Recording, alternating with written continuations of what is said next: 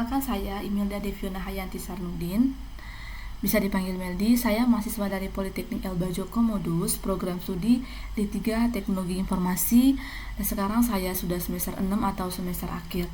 Nah, di sini saya akan melakukan presentasi atau melakukan bagaimana saya mengerjakan proyek tugas akhir saya dengan judul segmentasi UMKM pendukung pariwisata kawasan Golomori sebagai dasar perumusan program pemberdayaan berbasis metode Cummins Clustering. Baik, di sini saya bahas terkait dengan UMKM. Jadi UMKM itu memiliki peran penting dalam meningkatkan perekonomian dan mendukung perkembangan pariwisata di kawasan Golomori. Namun pembinaan di UMKM kawasan Golomori ini masih belum tepat sasaran karena perbedaan tingkat perkembangan dan jumlah pelanggan pada setiap usaha. Oleh karena itu diperlukan penelitian terkait dengan segmentasi UMKM dengan melakukan pengelompokan UMKM berdasarkan profil pelanggan atau karakteristik pelanggan. Baik, untuk tujuan penelitian saya ini, yang pertama itu mengolah data transaksi pelanggan UMKM menjadi data RFM, lalu menerapkan metode Cummins Clustering untuk melakukan segmentasi UMKM, menghasilkan kelompok UMKM berdasarkan karakteristik pelanggan, dan juga merumuskan program pemberdayaan UMKM berdasarkan hasil segmentasi yang diperoleh.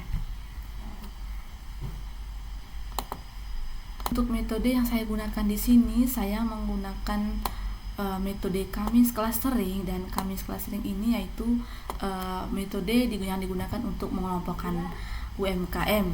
Bisa juga untuk mengelompokkan pelanggan. Tapi dalam penelitian saya ini saya melakukan terkait dengan segmentasi UMKM berdasarkan karakteristik pelanggan. Nah, dari mana saya bisa melakukan melakukan pengelompokan UMKM? Dari data karakteristik pelanggan. Nah, karakteristik pelanggan ini saya peroleh dari olahan atau hasil analisis RFM. Nah, untuk sebuah data transaksi pelanggan itu, untuk melakukan analisis itu hanya bisa dilakukan menggunakan metode RFM.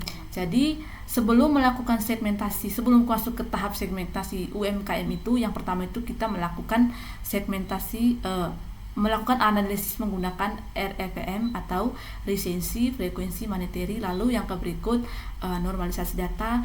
Lalu yang terakhir itu baru kita masuk ke Cummins Clustering. Nah, di sini saya akan tunjukkan kepada teman-teman bahwa di sini yang pertama itu, pada perintah yang pertama itu dari dalam Google Colab saya ini, di sini pada perintah ini saya menghubungkan Google Colab atau Google Drive dengan Google Colab. Nah, di sini ada perintah read Excel. Nah, di sini di perintah kali ini saya melakukan membaca file atau konten drive saya dengan judul, karena di sini saya menggunakan karena di sini judul data saya yang ada dalam konten drive saya yaitu akhir XLSS. Jadi di sini kita harus teliti untuk menulis semua atau mengisi semua judul dari tanda titik dari tanda koma, karena di dalam sebuah bahasa pemrograman itu kita harus lebih teliti dalam melihat tanda koma, tanda titik, karena kalau misalkan tidak, maka hasilnya itu akan fatal atau error, tidak akan membuahkan hasil. Baik, kita langsung saja ke RFM. Untuk hasil RFM bisa dilihat pada layar saya. Nah, di sini hanya ditampilkan sebagian, tapi itu bukan menjadi semua permasalahan, karena ada juga perintah untuk menampilkan semua data yang sudah dilakukan atau sudah dianalisis menggunakan RFM. Contohnya pada layar saya ini adalah ada customer 1, customer 2, customer 3, customer 4 sudah dilengkapi dengan hasil olahan RFM. Lalu kita masuk ke tahap, karena tadi saya sudah jelaskan bahwa setelah RFM itu kita masuk ke tahap normalisasi data. Nah, di sini saya akan tunjukkan kepada teman-teman bahwa inilah hasil normalisasi data setelah melakukan RFM. Oke. Nah, Di sini saya menggunakan perintah untuk menampilkan semua data, jadi tidak hanya sebagian data. Biar saya bisa membuktikan kepada teman-teman bahwa saya melakukan olahan atau analisis data, normalisasi data ini, dan hasilnya itu bisa menghasilkan semua data pada data penelitian saya. Nah, di sini dijelaskan bahwa customer 1 lisensinya itu 345, frekuensinya 3, moneternya itu 10 102500. Nah, dengan hasil normalisasi data, yang pertama itu lisensi normalis bisa dilihat di layar saya ini, lalu frekuensi normalis, monetary normalis. Nah, untuk hasil normalisasi data sekian bisa dilihat pada layar saya ini. Lalu kita masuk yang ke berikut.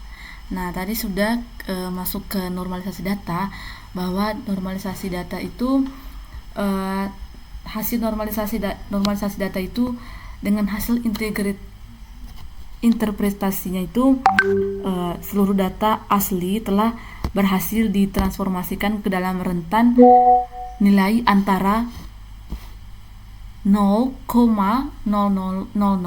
hingga 1,000. Lalu kita masuk ke tahap analisis penentuan jumlah klaster. Nah, yang pertama itu saya menggunakan elbow method. Nah, di sini bisa dilihat di layar untuk grafiknya itu. Jadi untuk menentukan jumlah klaster yang paling optimal dalam proses segmentasi pelanggan itu dilakukan pengujian menggunakan metode elbow method. Jadi di sini saya melakukan segmentasi pelanggan untuk agar saya bisa mengetahui profil pelanggan atau karakteristik pelanggan. Jadi metode ini dilakukan dengan menjalankan algoritma Cummins untuk nilai K dari 1 hingga 10 atau dari klaster 1 hingga klaster 10. Kemudian menghitung nilai inertia untuk setiap iterasi. Jadi grafik ini memvisualisasikan hubungan antara jumlah klaster pada sumbu X dan inertia atau sum of squared error pada sumbu Y. Dan berikut adalah poin-poin penjelasan teknisnya. Yang pertama itu definisi inertia atau sumbu Y. Inertia mengukur seberapa jauh jarak antara titik data ke pusat klaster atau sentroid terdekatnya. Lalu dengan maksud nilai tinggi berarti data di dalam klaster tersebar luas dan kurang kompak. Nilai rendah berarti data di dalam klaster terkumpul sangat rapat di sekitar sentroid. Lalu yang kedua penurunan atau tren grafik, yang maksudnya atau dapat diamati bahwa dari klaster 1 ke klaster 2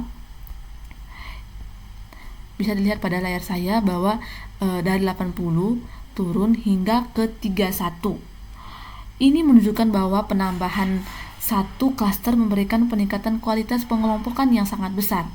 Lalu yang berikut, dari klaster 2 ke klaster 3 masih terjadi penurunan yang cukup berarti dari sekitar 31 ke 21, yang mengindikasikan bahwa data masih memiliki struktur yang lebih baik jika dibagi menjadi 3 bagian.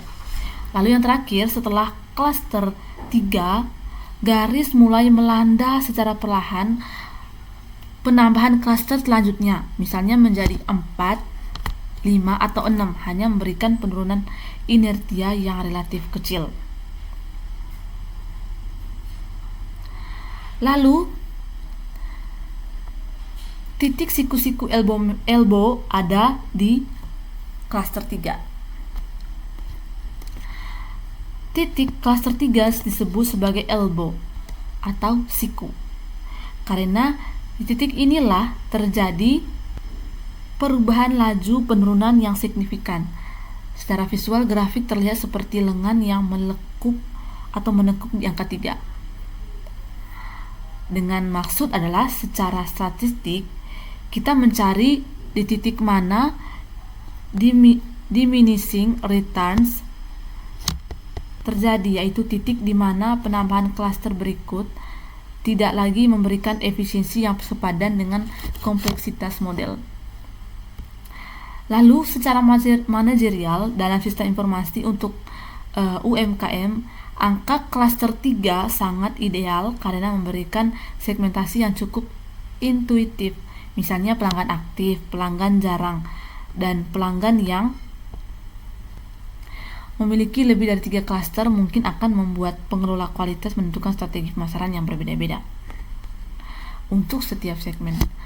Nah, untuk penentuan jumlah klaster optimal dilakukan menggunakan elbow method dengan melakukan iterasi Cummins dari klaster 1 hingga klaster 10. Berdasarkan grafik hasil pengujian ini terlihat adanya penurunan hingga nilai inertia yang tajam pada awal iterasi. Titik elbow method atau titik siku yang mempresentasikan titik di mana penurunan inertia mulai melandai secara signifikan ditemukan pada klaster 3. Oleh karena itu, jumlah klaster sebanyak 3 ditetapkan sebagai jumlah optimal. Pemilihan ini didasarkan pada pertimbangan bahan penambahan klaster lebih lanjut tidak memberikan reduksi inertia yang signifikan, serta agar segmentasi yang dihasilkan tetap relevan dan praktis untuk diimplementasikan dalam strategis pengolahan data oleh pengelola UMKM. Jadi dalam penelitian saya ini yang dari 10 klaster, jadi yang lebih optimal itu menggunakan 3 klaster karena di klaster 3 ini ditempatkan sebagai klaster yang optimal. Yang berikut adalah menggunakan Silhouette score. Jadi setelah menggunakan elbow method, saya menggunakan Silhouette. Nah, setelah penentuan jumlah klaster optimal melalui elbow method, langkah yang selanjutnya adalah melakukan validasi menggunakan Silhouette score. Jadi langkah untuk melakukan validasi. Metode ini digunakan untuk mengevaluasi kualitas pemisahan atau separation dan kekompakan atau cohesion antara klaster secara matematis. Nilai Silhouette berkisar antara -1 hingga 1, di mana nilai yang lebih mendekati 1 menunjukkan bahwa data telah dikelompokkan dengan sangat baik. Nah, bisa dilihat pada layar saya ini grafiknya. Nah, dengan penjelasan berdasarkan grafik hasil pengujian ditampilkan pada gambar dapat dianalisis sebagai berikut. Yang pertama itu observasi nilai grafik menunjukkan fluktuasi nilai Silhouette score pada berbagai jumlah klaster 2 hingga klaster 10, nilai skor tertinggi dicapai pada klaster 7 dengan skor di atas 0,55 yang mengindikasikan bahwa secara statistik pembagian menjadi 7 klaster menghasilkan pemisahan yang paling jelas antar grup pelanggan. Lalu yang kedua, pertimbangan kontekstual. Meskipun secara matematis, klaster 7 memberikan nilai Silhouette tertinggi, dalam konteks implementasi sistem informasi manajemen UMKM, pemilihan jumlah klaster harus menyeimbangkan antara tingkat akurasi statistik dan efektivitas manajerial. Lalu yang berikut, justifikasi akhir.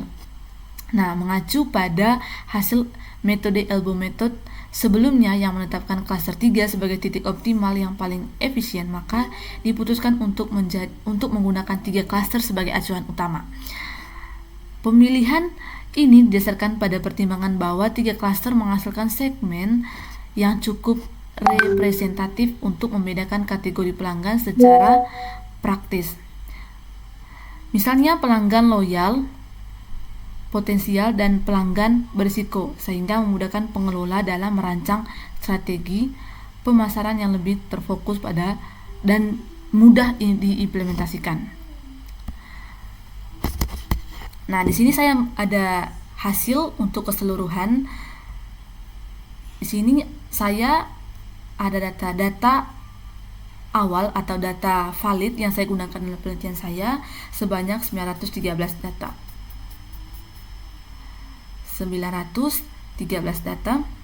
Lalu ini hasil RFM-nya untuk seluruh data atau 913 data. Lalu ini untuk Silhouette-nya, Silhouette dan elbow method. Lalu untuk penentuan base centroid bisa dilihat pada layar saya ini dari hasil normalisasi data.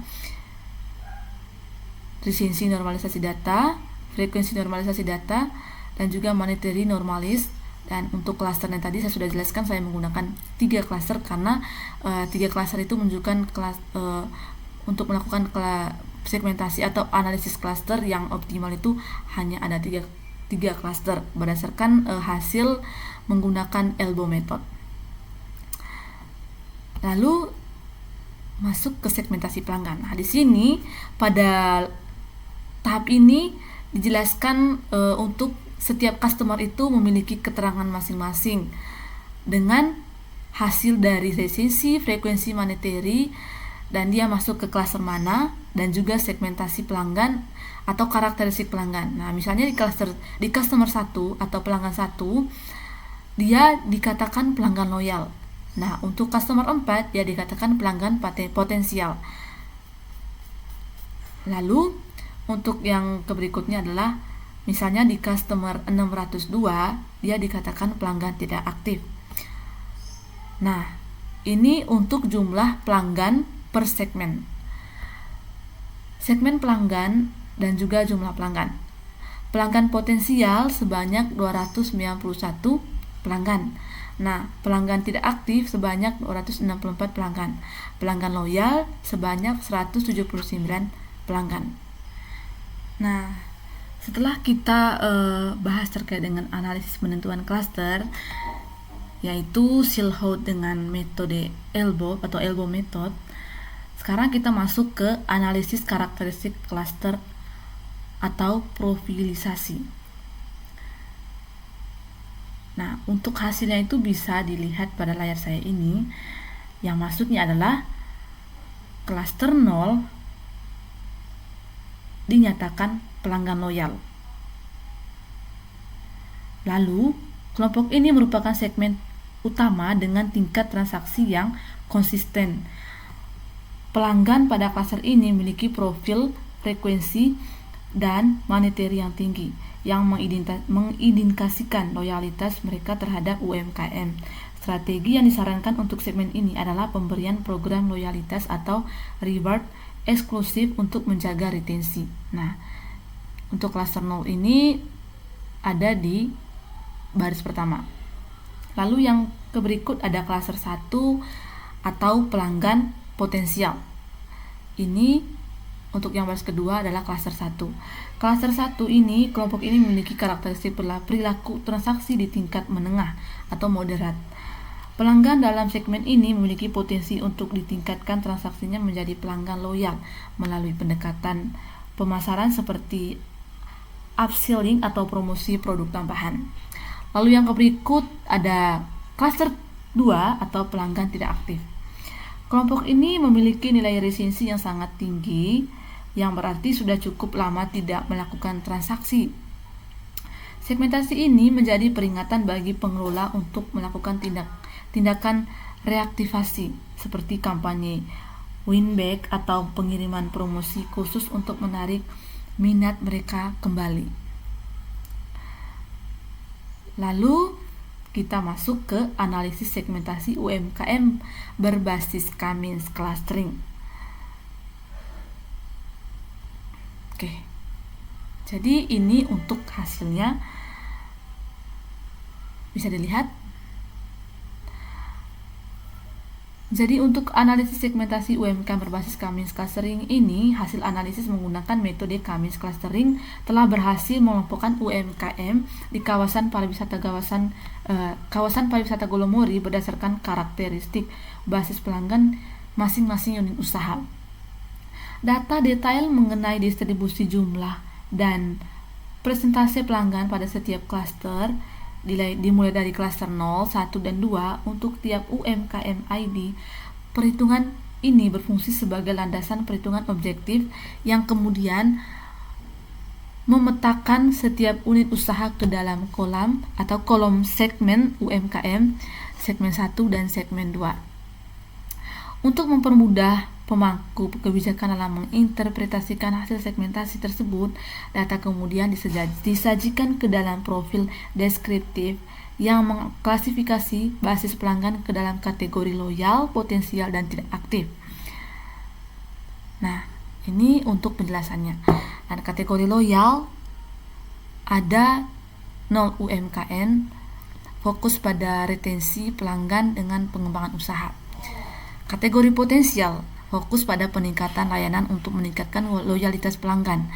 Dengan jumlah kategori potensial itu ada 5 UMKM. Dan kategori tidak aktif, fokus pada reaktivasi pelanggan melalui promosi atau inovasi produk. Dengan jumlah kategori tidak aktif ada 7 UMKM.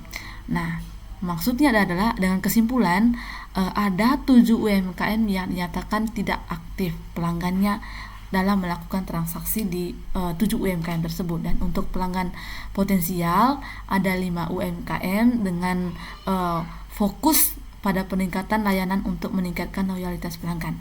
Dan untuk pelanggan loyal untuk UMKM sebanyak tidak ada UMKM dinyatakan pelanggannya loyal.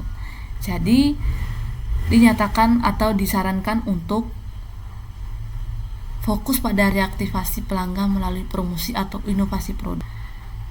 Jadi, kategori loyal mengidentifikasi UMKM dengan basis pelanggan setia yang tinggi, di mana fokus pemberdayaan diarahkan pada strategi retensi dan pengembangan skala usaha. Lalu kategori potensial mengidentifikasi UMKM dengan peluang pertumbuhan besar yang memerlukan program peningkatan kualitas layanan untuk mengonversi pelanggan menjadi kategori loyal. Lalu terakhir, kategori tidak aktif. Kategori tidak aktif memberikan peringatan bagi UMKM dengan jumlah pelanggan tidak aktif yang dominan sehingga memerlukan intervensi berupa program reaktivasi pelanggan atau inovasi produk agar kembali kompetitif di kawasan pariwisata Golomori. Dan melalui integrasi hasil dari analisis data ini, program pemberdayaan UMKM dapat dilakukan secara lebih efektif, terukur dan tepat sasaran sesuai dengan profil kebutuhan masing-masing unit usaha. Baik, sekian untuk hasil olahan data.